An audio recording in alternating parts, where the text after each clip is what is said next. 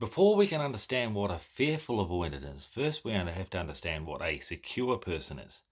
A secure person is appropriately dismissive when they need to dismiss.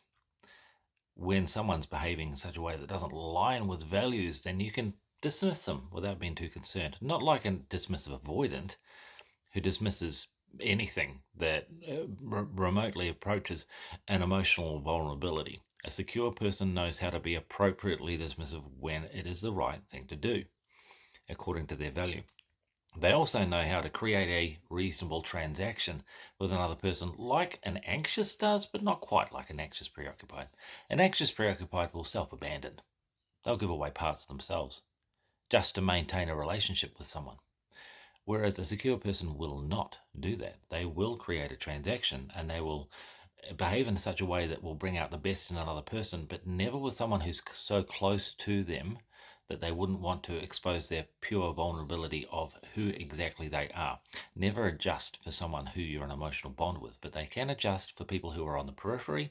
They know how to create that exchange. I'm going to be who I need to be to get the best out of you without compromising myself.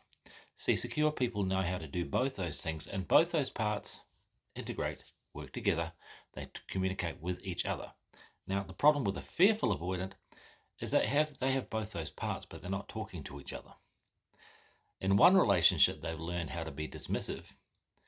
In a way, a dismissive avoidant is dismissive.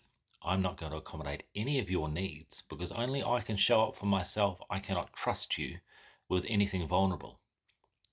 And then in a second relationship, at some point, they've been forced to, for their own survival, effectively, to learn how to create an exchange. All right, I'll give away part of who I am so you can show up for me. These two parts exist, and they will express either one of these two parts depending on who they're dealing with at the time. And even within one relationship, sometimes they can swing heavily between the anxious and the dismissive. And there's no grey area in between. I'm going to be purely needy and temperamental and melancholy and difficult. And then suddenly I'm coercive and demanding. And there's nowhere in between. This is the fearful avoidant, and you'll recognize that if you're with one, or maybe if you are one. There's no communication between these two patterns because one says the other one is not safe within this relationship, and the other says the same thing. When you begin to recognize that each pattern actually serves the other, when you recognize that when one exists, the other can also be there, because when you're anxious, we push the dismissive into the shadow.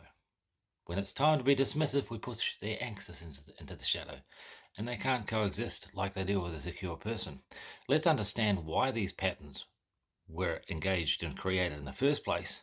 If we can understand a little more about those initial relationships that formed those patterns, when they had to be dismissive, why the anxious part of them was not able to be safely expressed, and vice versa, what it was that held those versions of themselves in the shadow, in those relationships, the unexpressed emotion, the untold story within that version of themselves in the past, then they can integrate the anxious with the dismissive with the anxious, and become secure.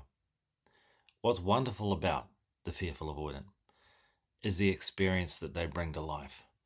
They've felt the worst of both. They're able to be empathic with virtually anybody, and they make the most amazing partners when they do become securely attached because of their level of understanding of how another person may feel. They've experienced the full gamut of what it feels to be insecure. Now I know what it feels like to be fearful avoidant because that was me.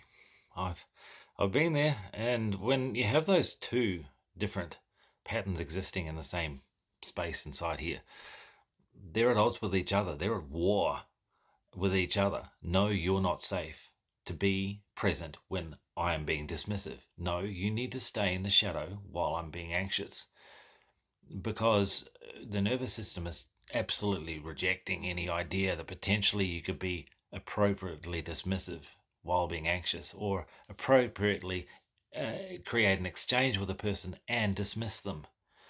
So this is why, with that war going on inside you as a fearful avoidant, you have such a hard time taking responsibility for any outcomes or emotions. But it is unfortunately, the only way forward for you. If you're ready to discover how you can integrate each to each other in a secure way, meet your own needs emotionally, no longer outsourcing to others in any way whatsoever, reach out. I'm a person who knows how to walk that path because I've done it myself.